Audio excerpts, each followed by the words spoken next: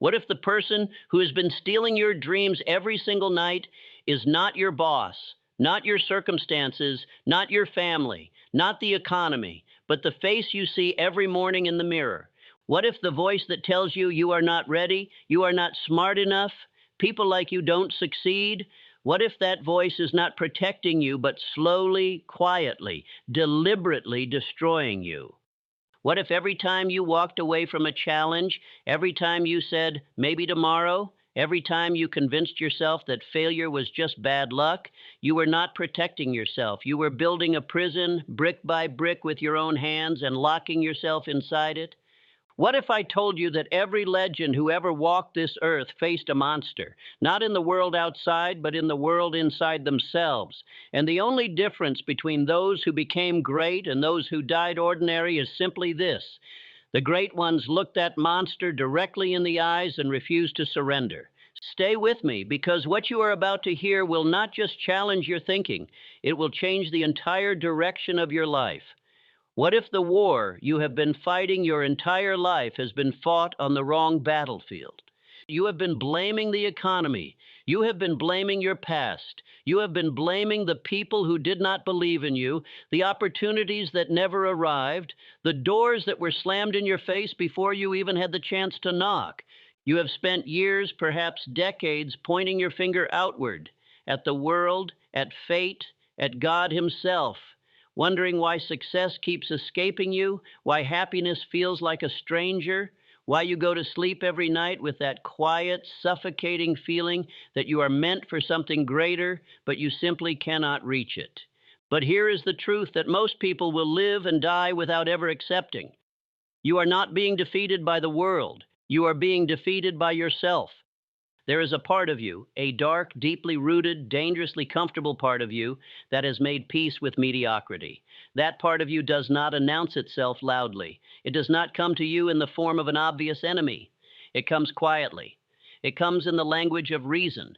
It speaks to you in a voice that sounds intelligent, protective, and even wise. It says, "Be careful." It says, "This is too risky." It says, "You are not like those people who succeed. You are different. Your situation is different. Be realistic." And you listen. You listen every single time. And every single time you listen, you lose another piece of the life you were born to live. Now, I want you to understand something with every fiber of your being. The human mind is the most powerful instrument ever created in the history of this universe. Within that mind exists not one voice, but many. There is the voice of your potential, that burning, restless, relentless voice that whispers to you at 3 in the morning, that tells you to rise, to create, to build, to become. And then there is the other voice, the voice of your conditioning, the voice of every failure you have experienced, every insult you have absorbed, every limitation someone placed upon you before you were old enough to reject it. The tragedy of human existence is that most people spend their entire lives allowing the second voice to silence the first. They do not even realize it is happening. They call it being practical. They call it being humble. They call it accepting reality. But I will tell you what it truly is. It is self-betrayal. It is the most devastating form of cowardice that exists, because it is a cowardice that wears the disguise of wisdom. The part of you that keeps defeating you is not stupid. It is not weak. It is extraordinarily clever. It knows your history better than any enemy ever could. It knows every wound, every embarrassment, every moment you tried and failed, every relationship that broke you, every dream that collapsed before it fully formed. And it uses that history as a weapon against your future. It takes the pain of your past, and it projects it onto every possibility that stands before you, until every opportunity looks like a threat, until every step forward feels like a step toward destruction. This is what fear does. Not the obvious fear, not the fear of lions or fire or falling from great heights. The subtle fear, the fear of being seen, the fear of trying and failing again, the fear of success itself, because success would mean you can no longer hide, you can no longer make excuses, you can no longer live in the comfortable numbness of a life half lived. And here is where it becomes truly devastating. When you consistently surrender to this internal enemy, you are not just losing opportunities. You are training your mind. You are teaching your subconscious mind that retreat is your natural response to challenge, that surrender is your default setting, that defeat is simply who you are. And once the subconscious accepts this as truth, understand this, because it will shake you. It will begin to manufacture evidence to support that belief. It will filter your reality in such a way that you only notice the confirmations of your own worthlessness. You will stop seeing doors because your mind has decided doors do not exist for people like you. This is the invisible prison. And the most heartbreaking part is that the prisoner holds the key but has forgotten it is in his hand. So how do you break free? How do you face this enemy that lives inside your own skull? You begin with the most courageous act a human being can perform: radical, unflinching, brutally honest self-examination. You must sit in silence, alone, without distraction, without the noise of the world to drown out the truth, and you must ask yourself with absolute sincerity, where am I retreating? Where am I lying to myself? What dream have I buried under a mountain of excuses? What am I truly afraid of beneath all the rational explanations I have constructed to justify my inaction? Most people will not do this. Most people would rather rearrange the furniture in their prison cell than face the truth that they are imprisoned, because the truth demands action, and action demands risk. And risk demands that you be willing to fail again, to look foolish again, to be hurt again. And the part of you that keeps defeating you has spent years convincing you that another failure would be the end of you. But here is what that part of you does not want you to know. You have already survived everything that was meant to break you. Every defeat you have experienced, you survived it. Every humiliation, every rejection, every night you cried in the dark, believing it was over, you are still here. You are still standing, which means you are far more powerful than the enemy within has ever allowed you to believe. The giants of human achievement were not people who had no inner enemy. They were not born without fear, without doubt, without the voice of self-defeat whispering in their ears. They faced that voice. They sat across from it at the table of their own mind. They looked at it without flinching, and they said, "You do not have authority over my destiny. You may speak, but I will not obey." This is the singular decision that separates extraordinary lives from ordinary ones. Not talent, not education, not connections or capital or fortunate circumstances.